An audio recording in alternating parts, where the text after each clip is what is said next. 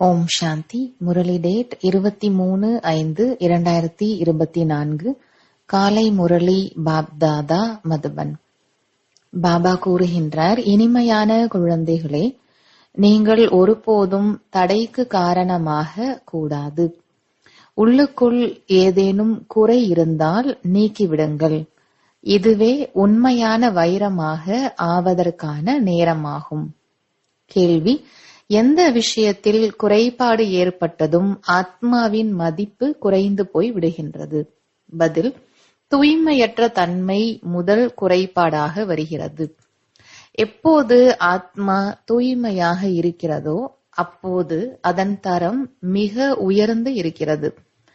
அவர்கள் மதிப்புமிக்க ரத்தினமாக, வணக்கத்திற்குரியவர்களாக இருக்கின்றனர். கொஞ்சம் தூய்மையற்ற தன்மையின் குறைபாடு இருந்தாலும் கூட மதிப்பு போய்விடுகிறது. இப்போது நீங்கள் பாபாவிற்கு சமமாக நிரந்தர தூய்மையான வைரமாக ஆக வேண்டும். உங்களை தனக்கு சமமாக தூய்மை ஆக்குவதற்காக பாபா வந்திருக்கின்றார். தூய்மையான குழந்தைகளுக்குத்தான் ஒரு பாபாவின் நினைவு இருந்து கொண்டே இருக்கும். பாபாவிடம் உண்மையான உறுதியான அன்பு இருக்கும். அவர்கள் ஒருபோதும் யாருக்கும் துக்கம் கொடுக்க மாட்டார்கள். மிக இனிமையானவர்களாக இருப்பார்கள். ஓம் சாந்தி. டபுள் ஓம் சாந்தி என்று கூட சொல்ல முடியும். இதன் அர்த்தம் குழந்தைகளுக்கும் தெரியும், பாப் தாதாவிற்கும் தெரியும். இதன் அர்த்தமே நான் ஆத்மா, சாந்த சொரூபம் என்பதாகும். கூடவே அமைதி கடலாக, சுக கடலாக, தூய்மை கடலாக இருக்கும் பாபாவின் குழந்தை ஆவேன். அனைத்திலும் முதலாவது தூய்மை கடல். தூய்மை ஆவதில்தான் மனிதர்களுக்கு கஷ்டம் ஏற்படுகிறது. மேலும் தூய்மை ஆவதில் மிகுந்த தரம் வரிசை இருக்கிறது.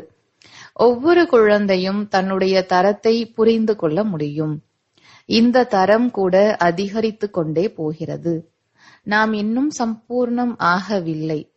சிலருக்குள் தூய்மை மற்றும் யோகத்தில் ஏதேனும் குறைபாடுகள் கண்டிப்பாக இருக்கிறது. தேக அபிமானத்தில் வருவதன் மூலம் குறைபாடுடையவர்களாக ஆகின்றனர். சிலருக்குள் அதிகமாக, சிலருக்குள் குறைவாக குறைபாடுகள் உள்ளன. விதவிதமான வைரங்கள் இருக்கின்றன. அதை பூத கண்ணாடியால் பார்க்கப்படுகிறது. எப்படி பரமாத்மா என்று புரிந்து கொள்ளப்படுகின்றாரோ அப்படியே ஆத்மாக்களையும் புரிந்து கொள்ள வேண்டி இருக்கிறது. இவர்கள் ரத்தினங்கள் அல்லவா? ரத்தினங்கள் கூட அனைத்தும் வணக்கத்திற்குரியதாக இருக்கின்றன. முத்து, மாணிக்கம், புக்ராஜ் பரி போன்ற அனைத்தும் வணங்குவதற்கு உரியது. ஆகையால்தான் அனைத்து விதமான ரத்தினங்களும் அணியப்படுகின்றன. வரிசை கிரமமான முயற்சியின்படி இருக்கின்றார்கள் அல்லவா? எல்லைக்கப்பாற்பட்ட தந்தை அழியாத ஞான ரத்தினங்களின் வியாபாரி அவர் ஒருவரே ஆவார் என்று புரிந்து கொள்கின்றனர். ரத்ன வியாபாரி என்றும் அவரை கண்டிப்பாக சொல்வார்கள். ஞான ரத்தினங்களை கொடுக்கின்றார் அல்லவா? மேலும் இந்த ரதம் பிரம்மா பாபா வைர வியாபாரி, ரத்தின வியாபாரி. அவர் கூட ரத்தினங்களின் மதிப்பை தெரிந்திருக்கின்றார். வைரம், வைடூரியங்களை பூத கண்ணாடியால் நன்றாக பார்க்க வேண்டி இருக்கிறது. இதுக்குள் எந்தளவு குறைபாடு இருக்கிறது, இவர் எந்த வகையான ரத்தினம், எந்தளவு சேவாதாரியாக இருக்கின்றார், இவருக்குள் எந்தளவு குறைபாடு இருக்கிறது. ரத்தினங்களை பார்க்க மனம் விரும்புகிறது. நல்ல ரத்தினம் என்றால் மிகுந்த அன்போடு பாபா பார்ப்பார். இவர் மிக நன்றாக இருக்கிறார், இவரை தங்க பேழையில் வைக்க வேண்டும். புக்ராஜ் போன்ற ரத்தினங்களை தங்க பேழையில் வைப்பதில்லை. இங்கே கூட எல்லையற்ற ரத்தினங்களாக இருக்கின்றார்கள். ஒவ்வொருவரும் தன்னுடைய மனதில் நான் எந்த விதமான ரத்தினம், எனக்குள் எந்த குறைபாடும் இல்லைதானே என்று தெரிந்திருக்கின்றார்கள். எப்படி வைடூரியங்கள் கூர்ந்து பார்க்கப்படுகிறதோ அப்படியே ஒவ்வொருவரையும் பார்க்க வேண்டி இருக்கிறது. நீங்களோ உயிரோட்டமுடைய ரத்தினங்களாக இருக்கின்றீர்கள். நாம் எந்த அளவு சப்ஜபரி, நீலாம்பரி, ரத்தின வகைகள் இதெல்லாம் இவ்வாறு ஆகிக் கொண்டிருக்கின்றோம் என்று ஒவ்வொருவரும் தன்னை பார்க்க வேண்டும். பூக்களில் கூட சில பூக்கள் எப்போதும் ரோஜாவாகவும் சில பூக்கள் வேறு விதமாகவும் இருக்கின்றன. உங்களில் கூட வரிசை கிரமமாக இருக்கின்றீர்கள். ஒவ்வொருவரும் தன்னை பற்றி நன்றாக தெரிந்து கொள்ள முடியும். முழு நாளும் நான் என்ன செய்தேன், பாபாவை எந்தளவு நினைவு செய்தேன் என்று தன்னைத்தானே பாருங்கள். குடும்ப விவகாரங்களில் இருந்து கொண்டே பாபாவை நினைவு செய்ய வேண்டும் என்பதை பாபா சொல்லியிருக்கின்றார். பாபா நாரதரை பற்றி கூட சொல்லியிருக்கின்றார், உன்னுடைய முகத்தை பார் என்று. இது கூட ஒரு உதாரணம். குழந்தைகளாகிய நீங்கள் ஒவ்வொருவரும் தன்னை நன்றாக சோதித்துக் கொள்ள வேண்டும். எந்த பாபா மூலமாக நாம் வைரத்திற்கு சமமாக ஆகின்றோமோ அவர் மீது நம் அன்பு எந்தளவு இருக்கிறது? வேறு யாரிடமும் உள்ளுணர்வு போகவில்லை தானே? என்னுடைய தெய்வீக சுபாவம் எந்தளவு இருக்கிறது என்று சோதனை செய்ய வேண்டும். சுபாவம் கூட மனிதர்களை மிகவும் பாதிக்கிறது. ஒவ்வொருவருக்கும் மூன்றாவது கண் கிடைத்திருக்கிறது. அதன் மூலமாக தன்னை சோதனை செய்ய வேண்டும். எந்தளவு நான் பாபாவின் நினைவில் இருக்கின்றேன், எந்தளவு என் நினைவு பாபாவிடம் சென்றடைகிறது. அவருடைய நினைவில் இருந்து ஒரேடியாக புல்லரித்து போய்விட வேண்டும். மகிழ்ச்சியாக இருக்க விடாதபடி மாயை தடை போடுகிறது என பாபா அவரே சொல்கின்றார். இப்போது நாம் அனைவரும் முயற்சியாளர்கள் என்று குழந்தைகள் தெரிந்திருக்கின்றார்கள். முடிவு கடைசியில் தெரியும். தன்னை சோதனை செய்ய வேண்டும். குறைபாடுகளை இப்போது நீங்கள் நீக்க முடியும். தூய்மையான வைரமாக ஆக வேண்டும். குறைபாடு இருந்தால் நம்முடைய மதிப்பும் குறைந்துவிடும் என்று கூட புரிந்து கொள்கின்றார்கள். ரத்தினங்கள் அல்லவா? நிரந்தரமான தூய்மையான மதிப்பு மிக்க வைரமாக ஆக வேண்டும் என்று பாபா புரிய வைக்கின்றார். முயற்சி செய்வதற்காக பாபா விதவிதமாக புரிய வைக்கின்றார். இன்று யோகத்தின் நேரத்தில் பாப் தாதா கத்தியில் இருந்து எழுந்து சபையை சுற்றி வந்து ஒவ்வொரு குழந்தைகளையும் திருஷ்டி மூலம் சந்தித்துக் கொண்டிருந்தார். பாபா இன்று ஏன் எழுந்தார்? யார் யார் சேவாதாரி குழந்தைகள் என்று பார்ப்பதற்காக எழுந்து வந்தார். ஏனென்றால் குழந்தைகள் ஆங்காங்கே அமர்ந்திருக்கின்றனர். ஆகையால் பாப் தாதா எழுந்து ஒவ்வொருவரையும் பார்த்தார். இவருக்குள் என்ன குணம் இருக்கிறது? இவருடைய அன்பு எந்த அளவு இருக்கிறது? எல்லா குழந்தைகளும் முன்னே அமர்ந்திருக்கின்றனர். ஆக அனைவரும் பாபாவிற்கு மிக பிரியமானவர்களாக இருக்கின்றனர். ஆனால் வரிசை கிரமமான முயற்சியின்படிதான் அன்பிற்குரியவர்களாக இருப்பார்கள். யார் யாருக்குள் என்னென்ன குறைபாடுகள் இருக்கின்றன என்று பாபாவிற்கு தெரியும். ஏனெனில் எந்த ஷரீரத்தில் பாபா பிரவேசம் செய்திருக்கின்றாரோ பிரம்மா பாபாவும் கூட சோதனை செய்கின்றார். இந்த இரண்டு தந்தையரும் பாப் தாதா சேர்ந்திருக்கின்றனர் அல்லவா? ஆகையால் யார் எந்த அளவு மற்றவர்களுக்கு சுகம் கொடுக்கிறார்களோ, யாருக்கும் துக்கம் கொடுக்கவில்லையோ அவர்கள் மறைந்து இருக்க முடியாது. ரோஜா முத்துக்களை ஒரு பொழுதும் மறைத்து வைக்க முடியாது. பாபா அனைத்தையும் குழந்தைகளுக்கு புரிய வைத்து பிறகு குழந்தைகளிடம் என் ஒருவனையே நினைவு செய்தீர்கள் என்றால் உங்கள் துரு நீங்கிவிடும் என்று சொல்கின்றார். நினைவு செய்யும் போது முழு நாளும் என்னவெல்லாம் செய்தீர்களோ அவற்றையும் சோதனை செய்து பார்க்க வேண்டும். எனக்குள் என்ன அவகுணம் இருக்கின்ற காரணத்தினால் பாபாவின் மனதில் அமர முடியவில்லை. மனதில் அமரக்கூடியவர்கள்தான் சிம்மாசனத்தில் அமர முடியும். ஆக பாபா எழுந்து குழந்தைகளை பார்க்கின்றார். என் மன சிம்மாசனத்தில் அமரக்கூடிய குழந்தைகளாக யாரெல்லாம் ஆக முடியும்? நாம் எந்தளவு பாஸ் ஆவோம் என்று நேரம் வரும்போது குழந்தைகளுக்கு உடனடியாக தெரிய வருகின்றது. தேர்ச்சி அடைய முடியாதவர்களுக்கு முதலிலேயே என்னுடைய மதிப்பெண்கள் குறைந்துவிடும் என்று தெரிந்து விடுகிறது. நமக்கு மதிப்பெண்கள் கிடைக்க வேண்டும் என்று நீங்கள் புரிந்திருக்கின்றீர்கள். நாம் யாருடைய மாணவர்கள்? பகவானுடைய மாணவர்கள். சிவபாபா இந்த தாத்தா மூலம் படிப்பிக்கின்றார் என்று தெரிந்திருக்கின்றனர். ஆக எவ்வளவு குஷி இருக்க வேண்டும்! பாபா நம்மை எவ்வளவு அன்பு செய்கின்றார், எவ்வளவு இனிமையானவர், எந்த கஷ்டமும் கொடுப்பதில்லை. இந்த சக்கரத்தை நினைவு செய்யுங்கள் என்று மட்டும் சொல்கின்றார். படிப்பு ஒன்றும் அதிகம் கிடையாது. நாம் இப்படி ஆக வேண்டும் என்ற குறிக்கோள் நம் முன்னே இருக்கிறது. தெய்வீக குணங்களின் குறிக்கோள் இருக்கிறது. நீங்கள் தெய்வீக குணங்களை தாரணை செய்து இவர்களைப் போல தூய்மை ஆகின்றீர்கள். ஆகையால் தான் மாலையில் உருட்டப்படுகின்றீர்கள். எல்லையற்ற தந்தை நமக்கு படிப்பிக்கின்றார். இது மகிழ்ச்சியை தருகின்றது அல்லவா?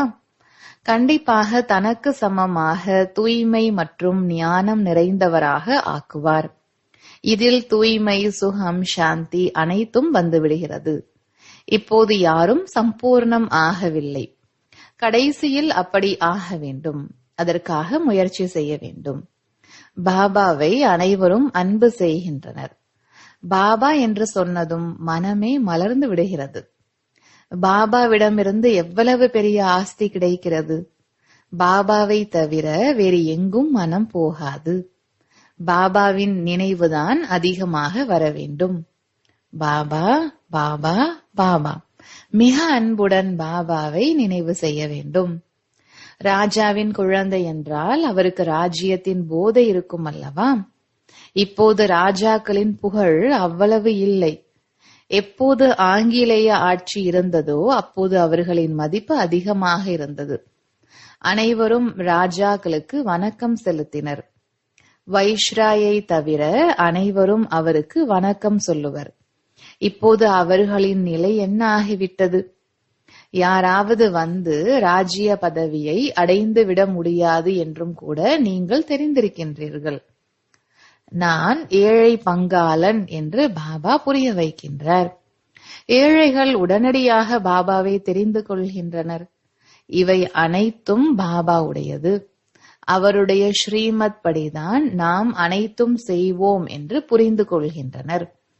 பணக்காரர்களுக்கு அவர்களுடைய பணத்தின் போதை இருக்கின்ற காரணத்தால் அவர்கள் இப்படி செய்ய முடியாது. ஸ்ரீமத் படி நடக்க முடியாது. ஆகையால் பாபா சொல்கின்றார், நான் ஏழை பங்காளன். ஆமாம், பெரியவர்கள் வரவேற்கப்படுகிறார்கள். ஏனெனில் அவர்கள் மூலமாக பிறகு ஏழைகள் கூட உடனடியாக வந்து விடுவார்கள். எவ்வளவு பெரிய பெரிய மனிதர்கள் கூட இங்கே போகின்றார்கள் என்று பார்த்து அவர்களும் வந்து விடுவார்கள். ஆனால் அப்பாவி ஏழைகள் மிகவும் பயப்படுகிறார்கள். ஒரு நாள் அவர்கள் கூட உங்களிடம் வருவார்கள். அந்த நாளும் வரும். பிறகு எப்போது நீங்கள் அவர்களுக்கு புரிய வைப்பீர்களோ அப்போது மிகவும் மகிழ்ச்சி அடைவார்கள். உடனடியாக பலியாகி விடுவார்கள். அவர்களுக்காக நீங்கள் தனியாக நேரம் ஒதுக்குவீர்கள். நாம் அனைவரும் நன்மை செய்ய வேண்டும் என்று குழந்தைகளின் மனம் விரும்புகிறது. அவர்கள் கூட படித்து பெரிய அலுவலர்கள் ஆகின்றார்கள் அல்லவா? நீங்கள் ஈஸ்வரிய அமைப்பை சேர்ந்தவர்கள். நீங்கள் அனைவருக்கும் நன்மை செய்ய வேண்டும். சபரி கொடுத்த நெல்லிக்கனியை ராமர் சாப்பிட்டதாக பாடல் இருக்கின்றது அல்லவா? தானம் எப்போதும் ஏழைகளுக்கு செய்ய வேண்டும், பணக்காரர்களுக்கு அல்ல என்று புத்தி சொல்கின்றது. நீங்கள் போக போக இவை அனைத்தும் செய்ய வேண்டும். இதில் யோக பலம் வேண்டும். இதில் கவரப்பட்டு மனிதர்கள் வருவார்கள். தேக அபிமானம் இருக்கின்ற காரணத்தால் யோக பலம் கூட குறைவாக இருக்கிறது. நமக்கு எந்த அளவு பாபாவின் நினைவு இருக்கிறது? நாம் எங்கேயும் மாட்டிக்கொள்ளவில்லை தானே என்று ஒவ்வொருவரும் தன்னுடைய மனதிடம் கேட்க வேண்டும். யாரை பார்த்தும் அசைந்து விடாதபடி நம்முடைய நிலை இருக்க வேண்டும். தேக அபிமானியாக ஆகாதீர்கள். அனைவரையும் தன்னுடைய சகோதரன் என்று புரிந்து கொள்ளுங்கள் என்று பாபாவின் கட்டளை இருக்கிறது. நாம் சகோதரன் சகோதரன் என்று ஆத்மா தெரிந்திருக்கிறது. தேகத்தின் அனைத்து தர்மங்களையும் விட வேண்டும். கடைசியில் தேகத்தின் நினைவு கொஞ்சம் இருந்தாலும் தண்டனை அடைய வேண்டி வரும். அந்த அளவு தன்னுடைய நிலையை உறுதியாக்க வேண்டும். சேவையும் செய்ய வேண்டும். எப்போது அந்த நிலையை அடைவோமோ அப்போது இந்த பதவி கிடைக்கும் என்று உள்ளுக்குள் புரிந்து கொள்ள வேண்டும். நிறைய சேவை மீதி இருக்கிறது. பாபா நன்றாக புரிய வைக்கின்றார். உங்களுக்கு யோக பலம் இருந்தால் மனிதர்கள் கவரப்பட்டு வருவார்கள். அநேக பிறவிகளின் அழுக்கு படிந்திருக்கிறது. அனைத்து ஆத்மாக்களையும் தூய்மையாக்க வேண்டும் என்ற எண்ணம் பிராமணர்களாகிய உங்களுக்கு வர வேண்டும். மனிதர்கள் இதை தெரிந்து கொள்வதில்லை. நீங்கள் முயற்சியின்படி இதை தெரிந்து கொள்கின்றீர்கள். தன்னை சோதனை செய்ய வேண்டும் என்று பாபா அனைத்து விஷயங்களையும் புரிய வைத்துக் கொண்டே இருக்கின்றார். எப்படி பாபா எல்லையற்றவராக இருக்கின்றாரோ அதுபோல் குழந்தைகள் கூட எல்லையற்ற எண்ணம் வைக்க வேண்டும். பாபாவிற்கு ஆத்மாக்கள் மேல் எவ்வளவு அன்பு இருக்கிறது. இத்தனை நாளாக ஏன் அன்பு இல்லை? ஏனெனில் குறைபாடுடையவர்களாக இருந்தார்கள். தூய்மையற்ற ஆத்மாக்களை என்ன அன்பு செய்வது? இப்போது பாபா அனைவரையும் தூய்மையற்ற நிலையிலிருந்து தூய்மை ஆக்க வந்திருக்கின்றார். ஆக கண்டிப்பாக அன்பாக ஆக வேண்டும். பாபாவே அன்பாக குழந்தைகளை மிகவும் ஈர்க்கின்றார். நாளுக்கு நாள் எவ்வளவு தூய்மை ஆகிக் கொண்டே போவோமோ அவ்வளவு உங்களுக்குள் ஈர்ப்பு ஏற்படும். பாபாவை நோக்கி கவரப்படுவீர்கள். நீங்கள் பாபாவிடம் செல்லாமல் இருக்க முடியாது. அந்த அளவு கவரப்படுவீர்கள். உங்கள் நிலை வரிசை கிரமமான முயற்சியின்படி அந்த அளவு வந்துவிடும். இங்கே பாபாவை பார்த்து கொண்டே இருக்கலாம். இப்போது சென்று பாபாவை சந்திக்கலாம் என்று புரிந்து கொள்கிறீர்கள். அப்படிப்பட்ட பாபாவை ஒருபோதும் பிரிந்து செல்ல மாட்டீர்கள். இந்த குழந்தை அதிசயம் செய்கிறது, மிக நல்ல சேவை செய்கிறது என்று பாபா குழந்தைகளால் கவர்ச்சிக்கப்படுகின்றார். கொஞ்சம் குறைபாடு இருந்தாலும் தன்னுடைய நிலையின்படி சமயப்படி நல்ல சேவை செய்கிறது. யாருக்கும் துக்கம் கொடுப்பது போன்ற தவறுகள் செய்வதில்லை. நோய் போன்றவை ஏற்படுகிறது என்றால் அது கர்ம கணக்கு. எதுவரை இங்கே இருக்கின்றோமோ அதுவரை ஏதாவது ஆகிக் கொண்டேதான் இருக்கும் என்று அவர்களை புரிந்து கொள்கின்றார்கள். ரதமாக இருந்தாலும் கூட பிரம்மா பாபா கர்ம கணக்கை கடைசி வரை அனுபவிக்க வேண்டியதாக இருக்கிறது. நான் இவருக்கு ஆசீர்வாதம் செய்வேன் என்பதெல்லாம் கிடையாது. இவரும் தன்னுடைய முயற்சியை செய்யத்தான் வேண்டும். ஆமாம், ரதத்தை கொடுத்திருக்கின்றார். அதற்காக கொஞ்சம் உதவி செய்வேன். நிறைய பந்தனத்தில் சிக்குண்டவர்கள் எப்படியெல்லாம் வருகின்றார்கள், எப்படி யுக்தியோடு பந்தனத்திலிருந்து விடுபட்டு விடுகின்றனர். அவர்களுக்கு எந்த அளவு அன்பு இருக்கிறதோ அந்த அளவு யாருக்கும் கிடையாது. நிறைய பேருக்கு முற்றிலும் அன்பு இல்லை. பந்தனமுள்ள அவர்களின் அன்பை வேறு யாருடைய அன்பிற்கும் ஒப்பிட முடியாது. பந்தனமுள்ளவர்களின் யோகத்தை கூட சாதாரணமாக நினைக்காதீர்கள். மிகுந்த நினைவு செய்து அழுகின்றனர். பாபா, ஓ பாபா, நாங்கள் உங்களை எப்போது சந்திப்போம்? பாபா உலகின் எஜமானர் ஆக்கக்கூடிய பாபா, உங்களை நாங்கள் எப்படி சந்திப்போம்? இப்படியாக பந்தனத்தில் சிக்கொண்டவர்கள் அன்பு கண்ணீர் விட்டுக்கொண்டே இருக்கின்றனர். அது அவர்களின் துக்கத்தின் கண்ணீர் கிடையாது. அந்த கண்ணீர் அன்பின் முத்துக்கள் ஆகிவிடுகின்றன. ஆக அந்த பந்தனத்தில் சிக்கொண்டவர்களின் யோகம் குறைவானதா என்ன?